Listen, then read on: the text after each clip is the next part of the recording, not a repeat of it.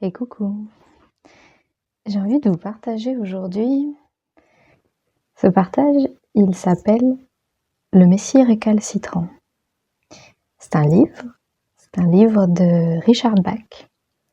C'est ce monsieur qui a écrit Jonathan Livingston Le Goéland. Et j'avais envie aujourd'hui de vous partager un petit peu de son univers, qui un jour, il y a un certain temps maintenant, est rentré un petit peu en collision dans mon univers. Ça a fait des éclaboussures un peu partout.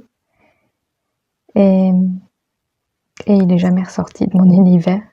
Et il m'accompagne avec joie et plein de bonheur à chaque fois que je décide de replonger dans ces prairies où les biplanes viennent se poser. Alors voilà, je vais vous partager, je vais lire. Je ne vais pas lire exactement son roman. Je vais lire ce que lui-même a écrit au début, et puis une petite histoire, une histoire dans l'histoire.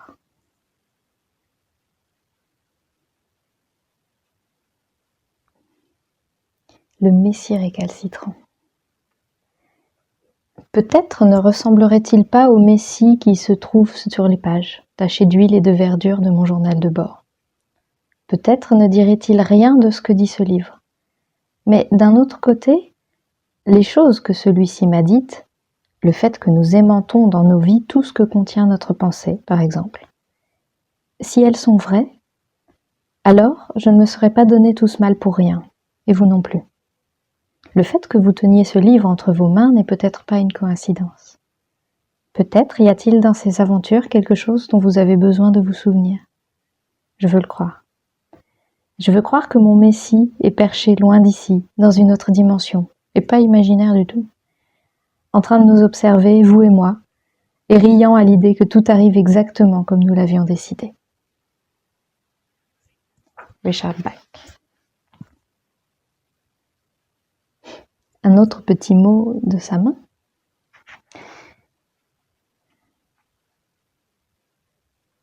Après la publication de Jonathan le Goéland, on me demanda maintes fois « Qu'est-ce que tu vas écrire maintenant, Richard ?» Après Jonathan, quoi ? Je répondis que je n'avais pas un mot de plus à écrire, que l'ensemble de mes livres exprimait tout ce que je leur avais demandé d'exprimer. Après avoir mangé de la vache enragée, après avoir eu sa voiture saisie et des tas d'ennuis du même genre, c'était plutôt agréable de ne pas avoir à travailler tous les jours jusqu'à minuit. Pourtant, chaque été, ou presque, je sortais mon vieux biplane sur les océans verdoyants du Middle West et je prenais des clients à 3 $ la balade. Je ne tardais pas à ressentir la même pulsion qu'autrefois. Il restait quelque chose à dire. Et je ne l'avais pas dit. Je n'aime pas du tout écrire. Quand je peux tourner le dos à une idée, là, dans le noir, quand je peux éviter de lui ouvrir la porte, je ne touche même pas à un crayon. Mais de temps en temps, il se produit comme une explosion de dynamite dans la façade, avec plein de verres brisés, de briques et de gravois. Et quelqu'un s'avance au-dessus des décombres, me prend à la gorge et me dit doucement « Je ne te lâcherai pas tant que tu ne m'auras pas mise en mots sur du papier. » C'est comme ça que j'ai rencontré le Messie récalcitrant. Là-bas, dans le Middle West, allongé sur le dos, je m'essayais à faire évaporer les nuages. Et je ne pouvais m'empêcher de penser. Et s'il arrivait quelqu'un qui sache vraiment faire évaporer les nuages, qui puisse m'apprendre comment fonctionne mon monde et comment le maîtriser. Si un Siddhartha ou un Jésus venait dans notre temps, doté d'un pouvoir sur les illusions du monde, parce que connaissant la réalité derrière les apparences. Et si je le rencontrais en personne, s'il volait dans un biplane et se posait sur la même prairie que moi, que dirait-il ? De quoi aurait-il l'air ? Et voilà. De là est né le Messie récalcitrant.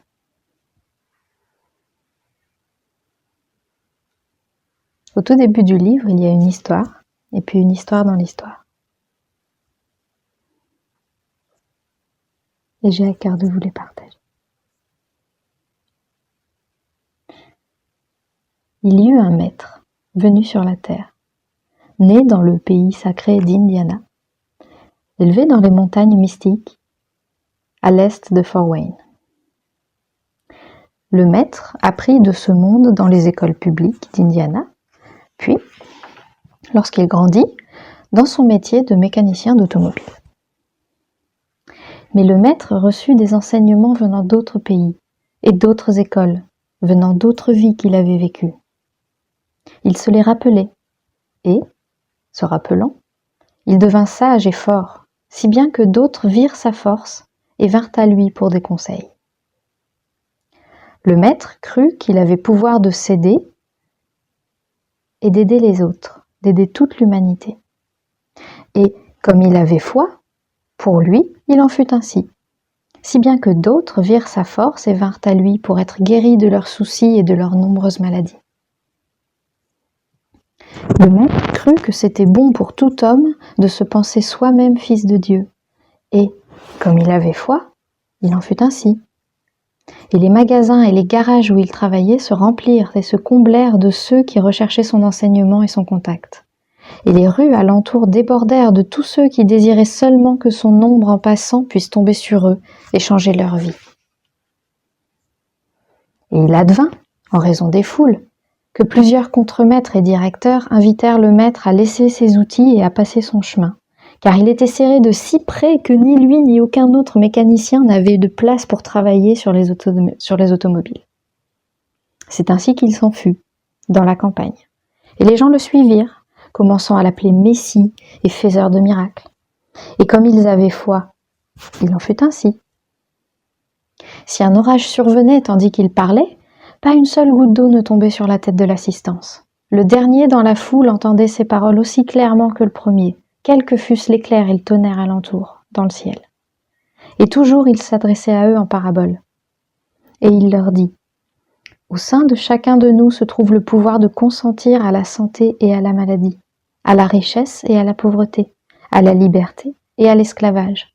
C'est nous qui maîtrisons cela, et nul autre. » Un ouvrier prit la parole et dit, « Facile à dire pour toi, maître, car tu es guidé, et nous ne le sommes point, et tu n'as pas besoin de faire effort comme nous faisons effort.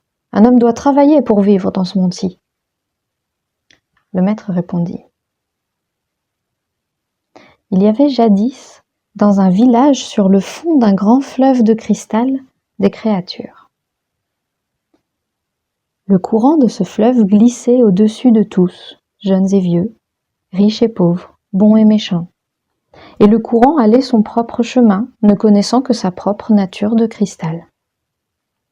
Chaque créature, à sa manière, s'accrochait étroitement aux branches et aux rochers du fond du fleuve, car s'accrocher était leur mode de vie, et résister au courant, c'était tout ce que chacun d'eux avait appris depuis sa naissance.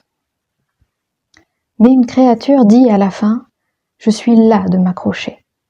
Bien que je ne puisse pas le voir de mes yeux, je crois que le courant sait où il va. Je lâcherai et me laisserai entraîner où il veut. À rester accroché, je mourrai d'ennui. » Les autres créatures éclatèrent de rire. Ils lui dirent, « Idiot, lâche donc! Ce courant que tu vénères te jettera ballotté et meurtri contre les rochers. Tu en mourras, et plus vite que d'ennui. » Mais l'autre ne tint pas compte de ses colibés. Et retenant son souffle, il lâcha. Il fut aussitôt ballotté et meurtri par le courant contre les rochers. Or, bientôt, comme il refusait de s'accrocher de nouveau, le courant le souleva et le libéra du fond, et il ne fut plus bousculé ni blessé. Et les créatures vivant en aval, pour lesquelles il était un étranger, se mirent à crier « Oh, voici un miracle! Une créature comme nous-mêmes, et pourtant elle vole! Voici le Messie venu pour nous sauver tous !» Et celui que le courant portait dit « Je ne suis pas plus Messie que vous. Le fleuve se plaît à nous soulever et à nous libérer, si seulement nous osons lâcher. Notre véritable tâche, c'est ce voyage, cette aventure. » Mais les autres criaient de plus belle « Sauveur, sauveur !» tout en s'accrochant au rocher. Et lorsqu'il levait la tête une deuxième fois, celui que le courant portait s'en était allé. Alors, resté seul, il fabriquait des légendes à propos d'un sauveur. Or, il advint ceci. Le maître vit que la multitude s'amassait autour de lui chaque jour davantage, plus serrée, plus proche et plus féroce que jamais. Il vit qu'il le pressait sans relâche, et de les guérir, de les nourrir sans cesse par ses miracles. Alors, pour apprendre pour eux et pour vivre leur vie, il partit seul ce jour-là, sur le sommet d'une montagne écartée. Et là, il se mit à prier. Et il dit en son cœur, « Être radieux infini, si telle est ta volonté, éloigne de moi cette coupe, tiens-moi à l'écart de cette tâche impossible. Je ne peux pas vivre la vie d'une seule autre âme, et voici que 10 000 implorent de moi la vie. Je regrette d'avoir permis à tout cela d'advenir. Si telle est ta volonté, laisse-moi retourner à mes moteurs et à mes outils, et permets-moi de vivre comme les autres hommes. » Et une voix lui parla sur le sommet de la montagne. Une voix ni mâle ni femelle, ni forte ni faible. Une voix infiniment douce. Cette voix lui dit « Ta volonté soit faite, non la mienne, car ce qui est ta volonté est ma volonté pour toi. Va ton chemin comme les autres hommes, et sois heureux sur la terre. » Et le maître entendit cela, et s'en réjouit. Il rendit grâce, puis redescendit du sommet de la montagne en fredonnant une petite chanson de mécanicien. Et lorsque la foule le pressa de ses doléances, l'implorant de guérir pour elle, d'apprendre pour elle, de la nourrir sans cesse de son savoir et de la distraire avec ses merveilles, il sourit à la multitude et il leur dit plaisamment « J'abandonne. » Pendant un instant, la multitude demeura sans voix, frappée de stupeur. Et il leur dit « Si un homme disait à Dieu qu'il désire plus que tout aider le monde souffrant, quel qu'en soit le prix pour lui-même, et si Dieu répondait et lui disait ce qu'il doit faire, cet homme devrait-il faire ce qui lui a été dit ? » « Bien sûr, maître, cria la foule, ce devrait être un plaisir pour lui de souffrir toutes les tortures de l'enfer, même Dieu l'ayant demandé. Quelles que soient ces tortures, quelle que soit la difficulté de la tâche. Mais quel honneur d'être pendu, quelle gloire d'être cloué à un arbre et brûlé, si c'est ça que Dieu a demandé, dirent-ils. Et que feriez-vous, dit le maître à la multitude, si Dieu vous parlait droit dans les yeux et qu'il vous disait « Je vous commande d'être heureux dans le monde aussi longtemps que vous vivrez. » Que feriez-vous dans ce cas ? Et la multitude demeura silencieuse. Pas une voix, pas un son ne s'éleva des pentes des collines par-dessus les vallées où ils se tenaient. Et le maître dit au silence : « C'est en suivant le chemin de notre bonheur que nous recevons l'enseignement pour lequel nous avons choisi cette vie. Voilà ce que j'ai appris en ce jour. Et j'ai choisi de vous laisser maintenant pour que vous marchiez sur votre propre voie, selon ce qu'il vous plaira. » Et il alla son chemin, à travers les foules, et les quitta. Puis il retourna au monde quotidien des hommes et des machines.